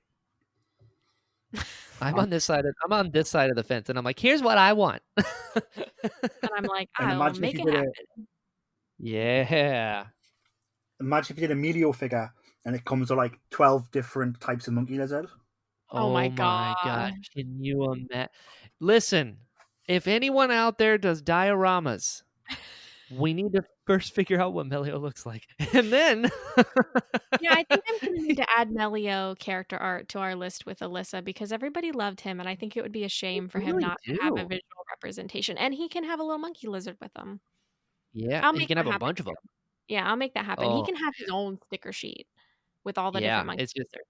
exactly one that's really pretty, one that's Mhm. makes a Very fashion statement, strong. one's strong. Yep, one Mm. that's knows all the directions. Mhm. Yeah, we got options. We got options. I'll make that happen. That's I fun. like this. I like this. And I just want to dive in out. Obviously, I've talked about how sort of other franchises and stories that sort of maybe influenced the story. Haven't really delved into sort of the Star Wars side of it. Mm-hmm. So I just want to say that sort of like the time we spend planet side. I've forgotten the name of the planet actually. The planet where they pick up the Milarun fruit.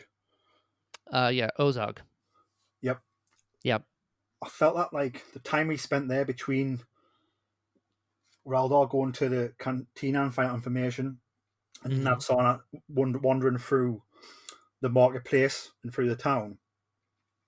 It felt a lot like how Batu has been like mentioned in canon. So if you read some of the like the Black Spy Outpost book, Mhm. Mhm. and how sort of the deal with Black Spire there, and also the Thrawn #2 book, which I've forgotten the name of it, Mhm. where Anakin and Thrawn end up going to Batu as well, and Right. how sort of their journey through the town, and you see the different sides of it.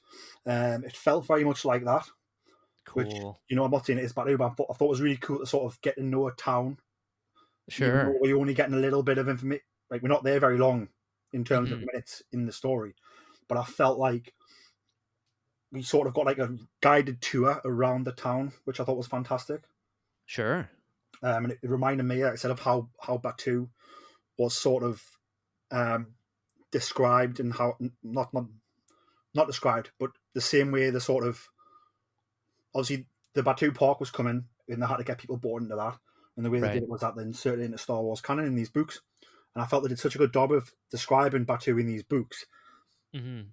like you'd recognize it straight away once you get there, and I felt this was the same. Like, if I actually went to this place, because of the time of, even though it wasn't very long, because of the way it's been described Sure. and the conversations that took place and all these different dealers, and the conversation that Reldor has with Capron, I felt like if you put me there now, I would sort of be all right at first. Like I'd sort of know where to go, know where to stay away from. Sure. So That's such a again, relief I think, to Yeah. know that you understand and you can pick up on how everything was supposed to look, in your imagination. Like that was a really big worry that I had. I was scared that people wouldn't be able to understand what was happening, because I had the luxury of reading the script, so I knew how it was all going, because all of those things were described in the script.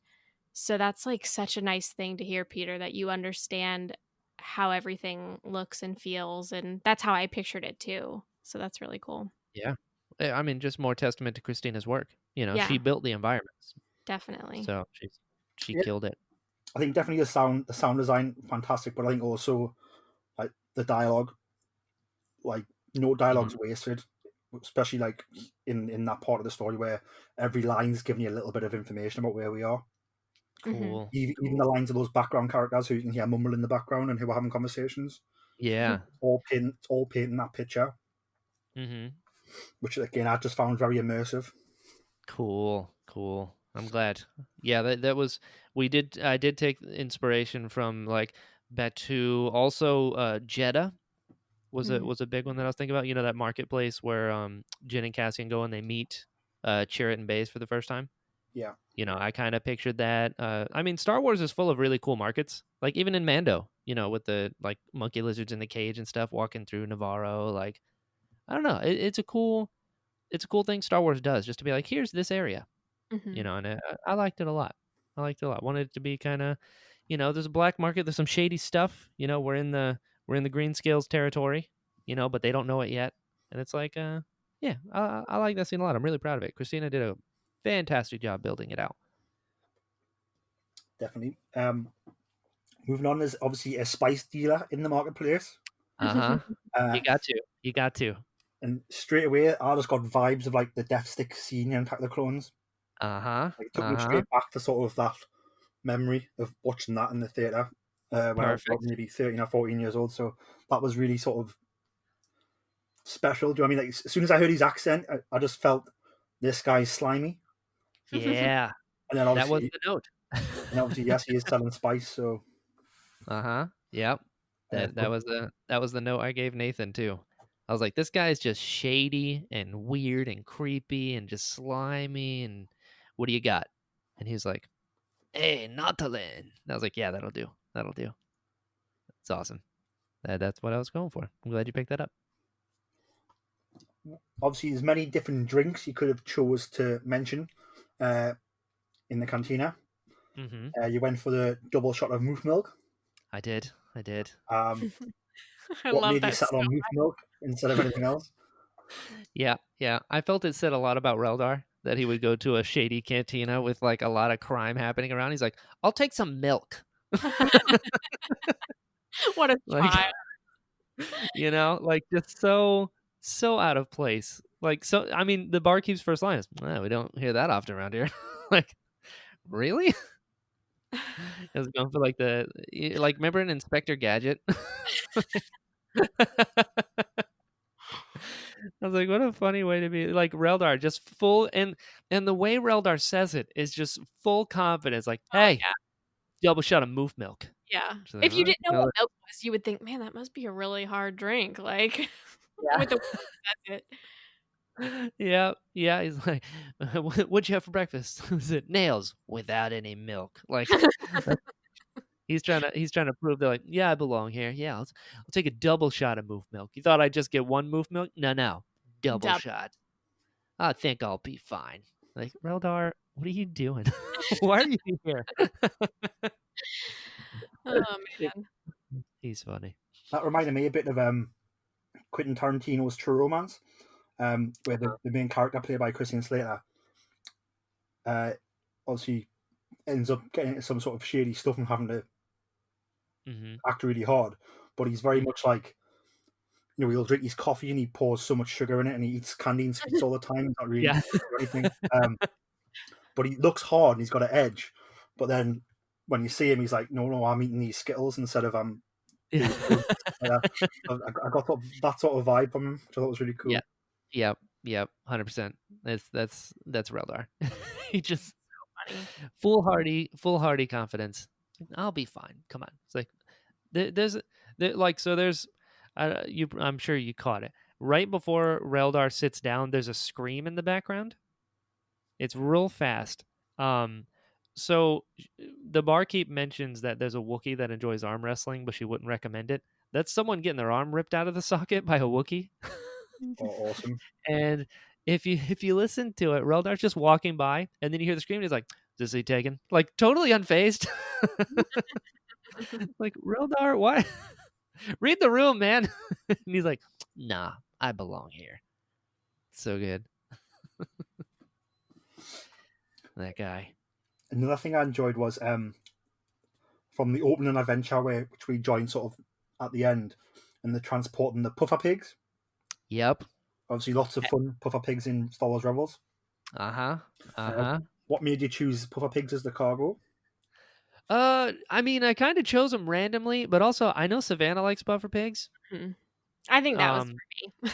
That's there's quite a few things in here that I'm like, I think Savanna would like this, so I just snuck it in there. That was so fun when I heard that for the first time, because that was one of the first scenes that I think Christina started to work on, and so I heard their little feet scuttling around and their little, pig noises, and oh my gosh, I was like, this is so cute. Dude, she spent so much time on that. Yeah. She spent so much time on that because we had audio of pigs like eating and stuff, but Christina has like super ears, so like she can hear grass growing, and so and so with the puffer pigs, some of the audio she had, the pigs were like eating, or they were drinking from like a trough, and you could hear the kind of water in the tank. I couldn't, but she could. She's like, "Oh, it's not gonna work." So like the way that she was able to mix things with other sounds instead of those, and like I don't know if it registered, but as they're offloading the pigs, one of them inflates, and they have to like chase it down. Yeah, so if you listen, you hear like a boing, boing, boing, and then that's when they go back to the ramp. Reldar's like, "Those things are really hard to catch like that." He's talking about when they're inflated, and then Murph's like, "He almost lost one," and I'm like, "I did, it's right there. I didn't lose anything." So that was another thing Christina had to figure out, was like, what does it sound like when it's inflated versus when it's walking? I've noticed a lot of people liked that mention of the puffer pigs, but I think it's a cool nod to like animated Star Wars, and clearly we're into animated Star Wars, so there's several references to that, but that was a fun one. And the other thing is, I'll just give this one out to you. Why not? I said I wouldn't before, but we're here. That's another Firefly reference. Transporting the puffer pigs. I based it off of the episode of Firefly that ends with them with the cargo hold full of cows. Yeah, I was like, they're like, well, at least we got the job, and then it ends with you just see a huge bunch of cattle. I'm like, yeah, what if Nafsana and Reldar, and then we're transporting cattle? And I was like, what if it was puffer pigs? It just lends itself to shenanigans. It's good stuff. And then another sort of Star Wars animated nod is the Mila Run fruit. Yep. Which again, I've sort of really enjoyed sort of the Rebels references, because like Star Wars Rebels for me is like brilliant, probably one of my favorite pieces of Star Wars. Me too. So to have those references there was again just made me feel more at home, sort of in this story. Cool. And there's like a lot of stuff in this story that makes me feel at home, and I think probably the same for everybody who's listening, who's a Star Wars fan. I'd imagine they're listening to it, and there's all these things that just make them feel at home in a Star Wars adventure. And I think that's one of the reasons why you're probably getting so many good comments about it. Mm-hmm. Well, that's cool. That's a feeling that we were really going for as well, because like Star Wars when you see it, and like we weren't going to adhere to like any major story beats. We weren't going to have the crew interact with anyone we know, but it's still Star Wars, So I feel like Star Wars fans, we love references. We love little things. We love seeing like, oh, this thing showed up in the comics, and oh, I just saw it in this. Like, it's just cool. So it was interesting to kind of find that line of like, how do we, not that anyone needs to be reminded, but how do we remind people that we're in Star Wars? It's like as easy as like put a puffer pig in there. You know what I mean? Like, oh right, like we all know what this is, and now we're like, oh right, this is Star Wars, without having to, name have every scene have something that we recognize. I think It's a feeling. I think those references too are great for people who aren't fans of Star Wars, because I have friends that I've encouraged to listen to the audio drama, and I know that they're not Star Wars fans, but you hear puffer pig and you're like, okay, well, it's a pig and it says puffer, Yep. so I'm assuming they get puffy. Like, it makes sense. And it's like Meluan fruit. Okay, it's a fruit. I don't know what it is, but I know that it's a fruit. So those types of references will still make sense to people who don't know Star Wars. Like, they can infer what it is and make an assumption Cool. based on the name of it. Yeah, that was definitely one of the goals. Like I was talking to Derek about it. He said it was like really easy to listen to without knowing anything about Star Wars, and I was like, that's cool. Like I would like if you know, and you Mhm. get the extra like, oh right, that's cool. Like, oh, Maz, cool. Like tiny little things. If you know. But if you don't know, I hope people can still enjoy it just as much. Mhm. Definitely, for me, I think the things that are Star Wars related, like the puffer pigs, the Milo fruit, the spice, the monkey lizards, they all sort of fit the situation they're in. It's all very natural, and it's like a subtle Cool. sprinkling of Star Wars in the story. And I think that's when Star Wars is at its best. Like, no matter where you're reading it, like none of it's shoehorned in. If you know what I mean. Sure. Like, Sure. it's all sort of all fits naturally, and it's all like a subtle mix. Perfect. That's what makes it feel so real. If that makes sense. Like, I know Star Totally. Wars isn't real, But no, but I know what you mean. That's exactly what we were going for. yeah. So my last question about the story, Mm-hmm. and this might be designed to catch you out. Probably is. Do your worst, Peter. So it's just a cake delivery. How bad? Is it? Huh. You know what? I've gotten this one already. I mean, I don't know. It could be just a cake delivery. I love cake. Savannah does love cake. It was Mhm. Ben Riga's birthday the other day. Mhm. Could be a delivery. Mhm. Um, Who knows? you know, I I'll say this, that the planet that they're going to is a pretty deep cut Star Wars reference.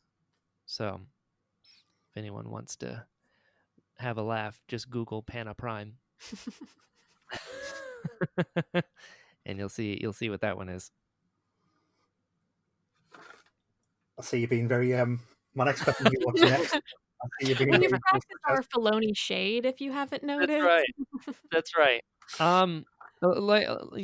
We've talked about this, that we were not sure what the reception was going to be. It has been overwhelmingly positive, which has been, I don't know how to process it really. A huge relief for me. For real. Like, relief is definitely a big part of it. But who knows what the future holds? People seem to really like this one. We're having conversations. That's where we'll leave it. Yeah. We're talking about things because people are talking about it. But hey, I mean, people seem to like the first one. Mm-hmm. Yeah. No, Yep. I won't press anymore. Don't worry. Trust tree. Obviously, you've hinted at sort of how well the sort of voice cast sort of did. Oh yeah. I know we've got some Star Wars alumni in there doing voices. Yes, we do. Do you want to tell us all about who and how and what they've done before in Star Wars and how you managed to get them to come and be part of the adventure? Yeah, absolutely. So yeah, the cast is just phenomenal. They all really brought their A game. Very early on, probably before the story was even done. I remember telling Savanna, like, I'm not cutting any corners here. Mm-hmm. He said that the maybe cast 10 million times. like 10 million times, because like a lot of fan things are really, really good, but when it comes to performance, like, not everyone is an actor, right? And because this story meant so much to us, it meant a lot to me that the people who have a big part in this, everyone auditions. Everyone, myself included. Like, I auditioned for Reldar with other people, and then Savanna picked me. So Savanna had final say on all the casting. But because we were doing it in secret, I had to basically go back through every person I've ever worked with in the last 6 years since I've been doing this stuff. And like, oh, they were really good in this. I liked working with them in that. I'll ask them if they'd like to audition for this. And so the Star Wars alumni that are in this thing, first off is Sareth Cole is played by Robin Guyver, who is just the way that these people were able to bring such nuance to a voice role was so inspiring. But Robin, he was the head of the Hapabor in episode 7. He did the head of the Thala Siren in episode 8. He's worked on the Jurassic World. He was one of the puppeteers for Blue the Raptor. He has worked on Fantastic Beasts and Where to Find Them. He was a Harumphant. He's just been in so many things. He's part of the creature team. Robin's just the greatest. So yeah, he auditioned for it. Pack 2 is played by Tom Wilton. Tom was Aftab Akbar in episode 9. He was Ponda Baba in Rogue One. He was the front half of the Lugga Beast in episode 7. He's worked on all the new Star Wars movies, as well as Jurassic World and stuff like that. There's a lot of crossover in the UK as far as the CFX team. So he was in it. Details plays Ajan, who gets dead. Again, D was Quay Tolsight in Solo. He was Slow and Low in episode 8, the one that like, oh, there's the shuttle parkers. Like that's him in the suit. D's incredible. He was one of the laughing guys in Maz's Cantina. Maz's Castle, sorry. Derek Arnold. He was Six Eyes in Solo. He was Pow in Rogue One. He was the back half of the Lugga Beast in episode 7. All kind. They're creature performer friends of mine, and they came on. They auditioned for it. I asked them to be a part of it. I've been friends with them for a long time because they came on my show years ago, and we just super hit it off, and we've been in contact ever since. So when we were making this, and I had to reach out to people that I knew were great actors, I reached out to them, and they were all surprisingly down. It was I mean, we're so lucky for the cast that we got, and it was just really cool that like they came to play and like played really pivotal, like really important parts. Like I mean, Robin carried this thing. Sareth is like the story hook of the whole adventure. Pack 2, it was really cool. It was an honor to get to work with people who've worked on Star Wars that are such incredible performers, and I still can't believe it happened. And they are just the nicest, most generous The people you'll ever greatest meet in your people. life. They're so great. I love them all. Yeah, same. Some of my favorite people in the whole world. Well, I think, like I said, I thought all of the voice acting was fantastic. I felt every sort of voice matched every character. Like every character was believable. And the same with the sort of the sound effects in the background. Like every sound effect sort of matched what was going on. And I think the blend of the both of those being so well is what's led to sort of the audio drama being so good and sounding like really, really good quality. Cool. I think as well, obviously the story is like so imaginative. Thank you. And because of that is why it feels like a Star Wars adventure. Obviously, speaking of imagination, the audio drama is dedicated to the memory of John Farmer for his imaginative spirit that he brought to the galaxy. Would you like to take some time and just sort of explain sort of just how imaginative he was? Yeah, I would love to. So John Farmer, he is a very special person. And I met John 9 years ago through a mutual friend, and we met at Long Beach Comic Con, and he was cosplaying in his 501st armor kit. He was an ARF trooper named Wiley, which is a character that not a lot of people know about, but John was very connected with the Star Wars universe more than most people because at that time when we met, he was working on the Clone Wars. So he was he had worked on the Clone Wars, I believe, from the very beginning, and he worked on a lot of things in the show. And he is actually the person that designed the techno service droid Toto 360, who is Cad Bane's sidekick in the show. And What? I yeah, didn't know that. yeah, so he is just amazing, and we had such a great time at Long Beach Comic Con that weekend with our mutual friends, and stayed in touch over the years through Facebook and just like Instagram and everything. And we would always see each other at different conventions like Celebration, WonderCon, you name it. I saw him there. And later on, he ended up leaving his job as an animator, and he became an Imagineer for the Walt Disney Company. And he helped design Galaxy's Edge. So he really is so important in bringing a lot of the things that we love into our lives. And he designed so many things that you see in Galaxy's Edge. And specifically, one that I'll mention is, if you've been to the park, you'll know that there is a restaurant like area called Ronto's Roasters, and there's like a pod racer engine that cooks your Ronto wrap, and there's a droid that's spinning this meat on the spit, and the droid was designed by John, and so we lovingly call that droid our Jono droid. And John, he suddenly passed last April. It was a complete shock to everyone that knew him, and it was just like something really hard to hear and hard to go through. And I really wanted to honor him and the things that he has done for, me as a person, but also me as a Star Wars fan, and what he's done for Star Wars fans everywhere.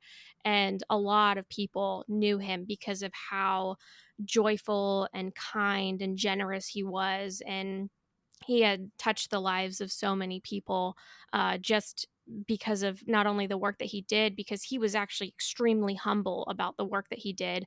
And a lot of people had no idea that he even worked on the Clone Wars or worked on Galaxy's Edge. But when you met him, you just wanted to be around him because he was such a nice and caring and fun person. So a ton of people know him because they would see him at conventions and stuff. So yeah, we just really wanted to give him a moment in this audio drama and really honor what he had given us. And I think he would like what we've done here, and I think he would like Murphy a lot. So yeah, that's why we had to give him a very special mention in our audio drama. Yeah, I didn't know half of that. That's so cool. I got to meet him at Chicago, and he was one of those people that, like, I had a very brief interaction with him, but he was super nice, and you can tell, like, everybody knew and loved him, Mm-hmm. which is just such a cool thing to witness. So, yeah, He's honored. great. We love him. That's very sweet, and I think that's probably one of the greatest. Like, you're making this art. You've created this audio drama, and it's your art that you're putting out there, and then sort of being able to sort of put it out there in honor of someone who's done so much for you and been such a nice person for you. I think it's probably one of the sort of biggest accolades you can give those people. Like you guys have worked so hard and poured so much of yourselves sort of into this audio drama to get it off the ground and into the story. And then at the end, when it's finished, you can dedicate it to someone who's meant a lot to you. Yeah. That's A, it's one of the great things that comes out of making art, and B, I think it just goes to show, what I think of you guys. One of the reasons I've got a podcast is because I've listened to your podcast, and it sort of inspired me to do my own thing. And like I said, you guys are nice people, and it's good to see that nice people inspired you, and then you're taking that niceness and inspiring others. So it's like you're passing it on. If that makes sense. Sure. I mean, I think that's important. Star Wars is all about found family and stuff like that, and like, we're all in this together, really.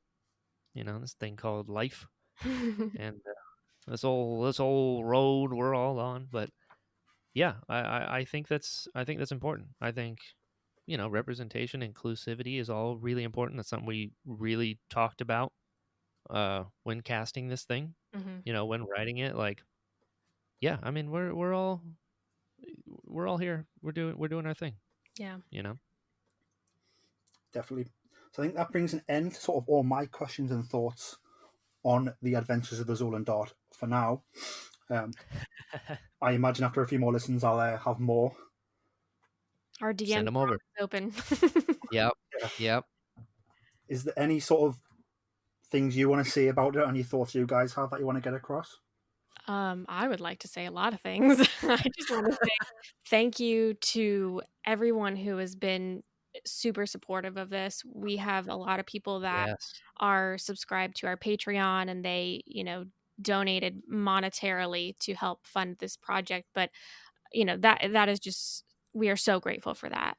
But aside from that, we also have so many people that have followed this project from the day we announced it. You included, Peter. You have been beyond amazing at helping us promote this and sharing it and talking about it and bringing it to the attention of other people, and we're very, very grateful for that. And we are just so, I'm just like so pleased with how it turned out, and I'm so pleased that people seem to be enjoying it. But I'm mostly just so thankful that people care enough to listen to it and tell us what they think about it. And it's really exciting to read people's comments and get their messages. And at this point, it's only been out for a day, but we've already gotten so many great responses, and it's very overwhelming. Not sure how to feel about it, but I feel very happy. And it's just nice to have something to talk about with people too. Like, something that Brian and I talked about a lot from the very beginning was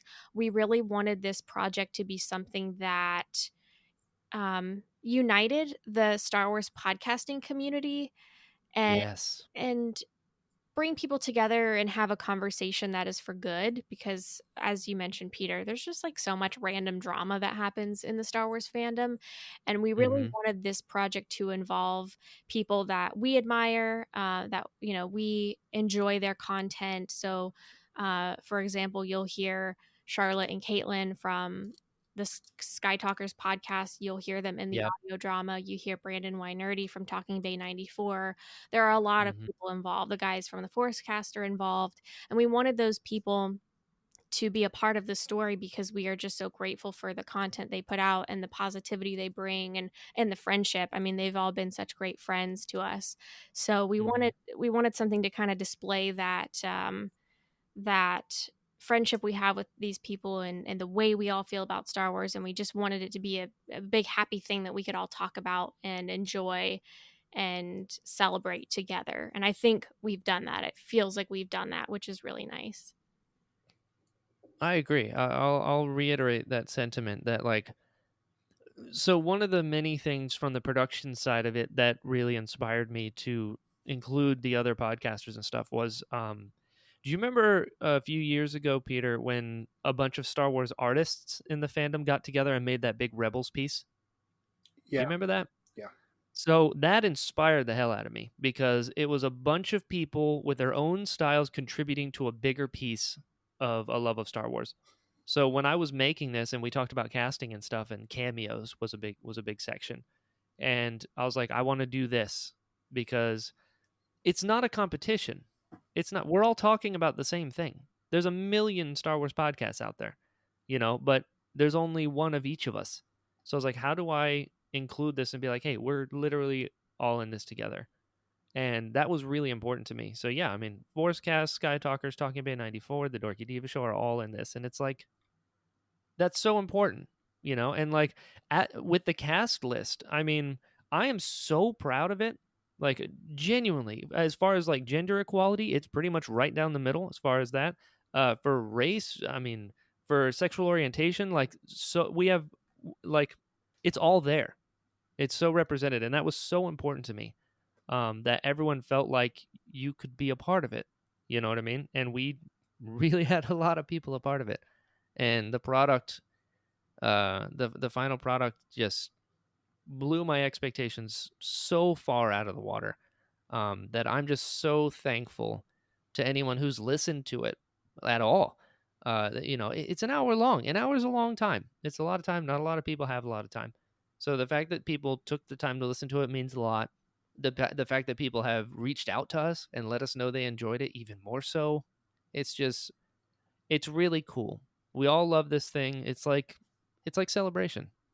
Celebration's the best because we're all there for the same reason. We love Star Wars. Mm-hmm. And I hope the love of Star Wars and the love of community comes through in this audio drama. And I think we hit the mark. I really do. I'm so proud of it. Very I'm proud of the cast. I'm proud of the like crew. parents over here. Yeah, it's like we did it. Yeah. It's pretty great. It's pretty great. I'm so glad you liked it, Peter. I loved it, and I think again, I've seen on Twitter like the conversations being had, the conversations in the Dorky Diva. I've forgotten the name of the platform now. The Discord, like Yeah. it's all bringing everybody together, positively talking about it, which I think is like a great thing. Yeah, It's the best. So, for one last time, do you want to let everybody know where they can find the adventures of the Zolan Dart? Yep, you can find it on your favorite podcasting platform by searching The Dorky Diva Show. And you can also go to thedorkydivashowpresents.com and you'll find it there. Yeah. Brian, would you like to plug the interesting podcast? You've got a very special guest on your latest episode. Oh yeah, I did. I was like, I was just thinking, who was it? I don't know. Oh, yeah. Actually, speaking of all the Rebels talk, for anyone that is interested, pun intended, I host a show called The Interesting Podcast where I talk to people whom I find interesting. A lot of them were in this cast. So if you want to know more about the cast members, check those out. Also, the most recent episode that dropped was with Taylor Gray. So I got to hang out with Ezra Bridger, which is cool. I got to ask him the lightsaber question. So pretty excited about that. He didn't have the answer, but I got to ask it. So yeah, you guys like Star Wars? There's a ton of Star Wars guests on the Interesting Podcast. Even though it isn't a Star Wars podcast, I have to put that out there. I think you dig it. That's like everywhere. I was like, all right, I didn't tell you where it is. Again, BrianBalance.com, balance with 2 L's. There's links to everything there. It's Apple Podcasts, Spotify, all that stuff. Yeah. And Savanna, do you want to talk about your Walking Diva podcast? Oh, yeah. Thank you. I started a new podcast last year. It's not Star Wars related. It is all about working women. So the Working Diva alternates between episodes of me talking about a specific work-related topic. And the next episode is always an interview with a guest. So I think I have 18 episodes out right now. So a few. And it's been really fun. I've got a lot of really great interviews coming up. I'm actually going to be sitting down with Christina Moores pretty soon, and I'm going to be talking to her all about the adventures of the Zolan Dart and the work that she did on that. So if you enjoyed all of this and if you enjoyed the audio drama, pretty soon I'll be chatting with her and you can hear more directly from her about all the amazing things that she did. If you want to listen to that podcast, you can find it on your favorite podcasting app by searching The Working Diva. I also upload all of the episodes to thedorkydiva.com, so you can find it all there as well. Brilliant. And Savanna, where can the people find you on social media? You can find me everywhere at The Dorky Diva. And like I said, thedorkydiva.com is the place where all of my projects live. So even if you go to thedorkydiva.com, you'll find a link to the adventures of the Zolan Dart. You'll find The Dorky Diva Show. You'll find The Working Diva. You'll find The Dorky Diva Shop when it reopens. So everything is there. And Brian, where can the people find you on social media? At Jedi Brian everywhere. Twitter, Instagram, all that good stuff, or BrianBalance.com. And I'm around. Brilliant. Just thank you very much for coming on, guys, and spending the time to talk about the adventures of the Zolan Dart. It's fantastic audio drama.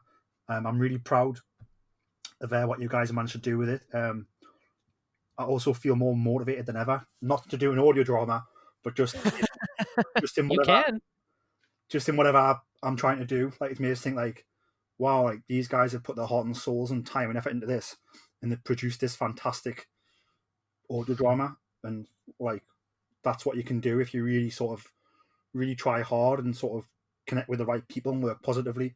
And it's sort of got me thinking, sort of, what can I do? Like, what is it I want to achieve, and how do I achieve it? So I'm really proud of you guys, and like I said, it's really motivating as well. So thanks very much for being you guys and for putting this out there for everyone. Wow. Of course. Thank you. Thank you.